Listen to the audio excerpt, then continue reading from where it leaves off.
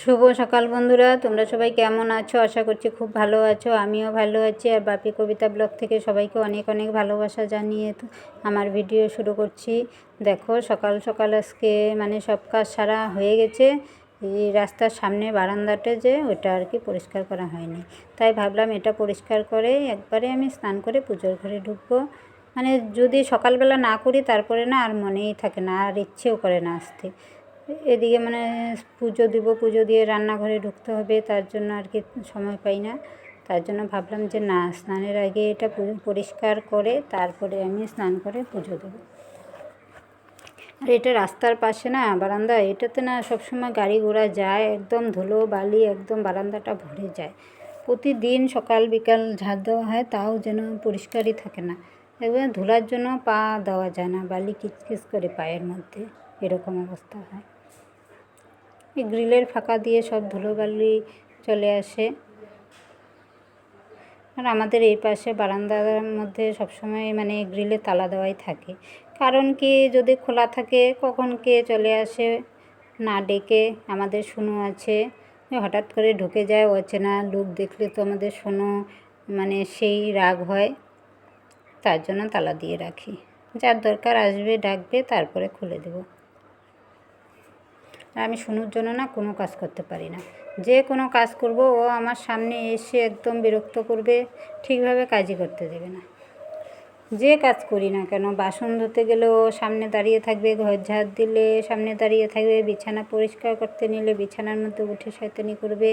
ঠিকভাবে কাজই করতে পারি না, ওর জন্য কিছু বলাও যায় না। যদি এখন বকা দিই না তাহলে আরও বেশি বদমাশি করবে। ও ভীষণই দুষ্টু।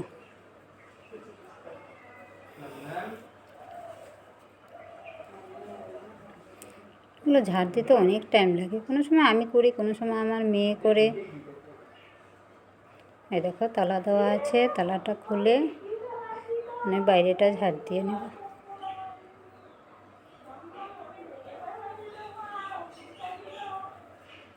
আমি গেট খুলেছি না, আমার ছেলে ভাবছে শুনো যদি পালিয়ে যায়, তার জন্য ওকে নিয়ে যেতে চাইছে। ও যাবে না, বকা দিয়ে দিয়েছে। যাবে না, সহজে খোলা থাকলেও যাবে না, গেলেও রাস্তার মধ্যে ঘুরে আবার চলে আসবে। কিন্তু ছাড়ি না, রাস্তায় গেলে অন্য কুকুরের সাথে যদি কেচাল ঝগড়া করে, মারামারি করে, তাহলে তো ওর ভ্যাকসিন দেওয়া আছে না, এটা নষ্ট হয়ে যাবে। অন্য কুকুরে হাঁচড় দিলে ওর ভ্যাকসিনটা নষ্ট হয়ে যাবে।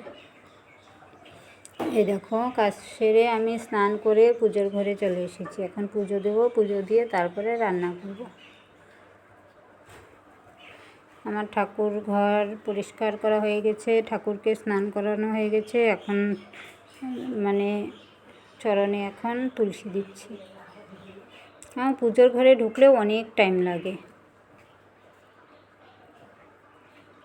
এই দেখো, চন্দনের ফোঁটা দিয়ে তারপরে তুলসীর মধ্যে চন্দন লাগিয়ে ঠাকুরের চরণে দেই।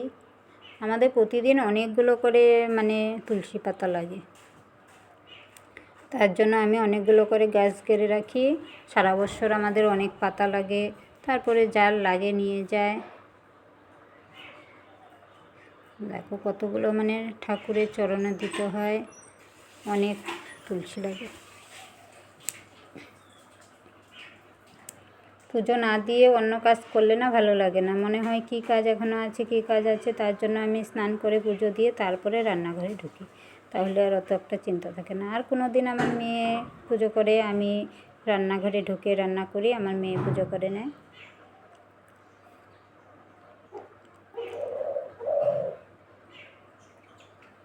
পুজো সারতে অনেক টাইম লাগে।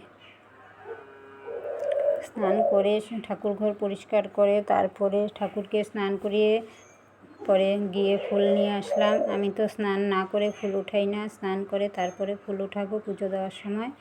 আমাদের গাছে বেশি একটা ফুল ফুটে না, আমাদের পাশের বাড়ির দাদা আছে, ওদের কাছ থেকে ফুল নিয়ে আসি। ওদের অনেক কয়টা গাছ আছে তো, সাদা ফুল গাছ, অনেক ফুল ফুটে। আমাদের গাছে 2-4টা করে ফুটে। রাস্তার পাশে কখন কে নিয়ে যায় দেখি না। ফুল ছাড়া পুজো করতে ভালোও লাগে না। ফুল যদি না থাকে না, সেদিন আমার খুব রাগ ওঠে, তখন 2-1টা ফুল দিয়ে পুজো করি, ভালোই লাগে না। যখন ফুল বেশি হয় তখন কি সুন্দর আসনটাকে ফুল দিয়ে সাজাই, খুব ভালো লাগে দেখতে।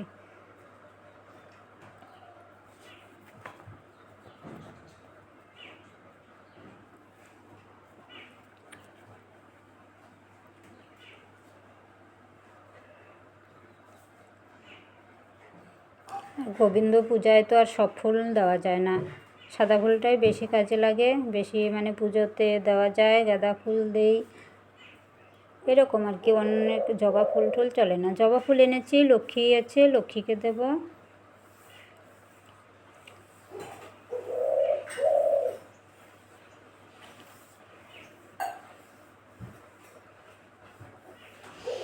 এখন পুজো করে রান্নাঘরে ঢুকবো। এই দেখো রান্নাঘরে চলে এসেছি। আজকে তো শনিবার, মানে নিরামিষ। আজকে কোনো আমিষ চলবে না, আমাদের প্রায়ই নিরামিষ। আজকে এটা কালকে সেটা, মানে নিরামিষ চলতেই থাকে। আমিষ হয়তো কমই, মানে আমিষটা আমাদের কমই হয়। সপ্তাহে 2 দিন 3 দিন আমিষ হয়, আর 4 দিনই নিরামিষ। এই দেখো বাজার থেকে পটল এনেছে, কালকে কিছু রান্না করেছি, ভাজা করেছি, আর এগুলো ছিল, ভাবছি আজকে রান্না করব। দেখো সবগুলো পেকে গেছে, এখন তো আর পাকা পটল খাওয়া যাবে না, এগুলো সব ফেলতে হবে। বাজারে দেখো আলু নিয়ে আসি, আলুও দেখো কীরকম নষ্ট হয়ে যায়, বেশি দিন থাকতেই চায় না। আর এখন তো জানোই সবজির কী দাম, বাজারে গেলেই মানে 50 টাকা 60 টাকা কিলোর নিচে কোনো সবজিই নেই। তার মধ্যে এনে এগুলো ফেলে দিতে হয়। এই দেখো আমরা একটু বিকেলবেলা যাচ্ছি, আমি আর আমার মেয়ে মানে যাচ্ছি। শনি পূজার নিমন্ত্রণ আছে, প্রসাদ খেতে যাচ্ছি। আজকে 2-3 বাড়িতে নিমন্ত্রণ আছে, ভাবছি দূরেরটা আগে সেরে আসি। এটা একটু দূরের নিমন্ত্রণ তো, তাই এটা দূরেরটা আগে সেরে এসে বাড়ির পাশে যেটা ওটা রাখতে যাব। আমার ছেলে বাড়িতে নেই, টিউশন গেছে, অত যাবে না। আমি আর আমার মেয়ে যাচ্ছি। দূরেরটা আগে সেরে আসি, রাতের বেলা দূরে যেতে ইচ্ছা করে না, তাই ভাবলাম যে চল বিকেল মানে সন্ধ্যাই প্রায় হয়ে গেছে, সন্ধ্যার আগে আগে যাচ্ছি। এসে আবার সন্ধ্যাবাতি দেব, তার জন্য সন্ধ্যার আগে চলে যাচ্ছি। প্রসাদ খেয়ে এসে সন্ধ্যাবাতি দেব। দেখো আমি আর আমার মেয়ে যাচ্ছি, প্রসাদ খেয়ে তারপরে চলে আসবো।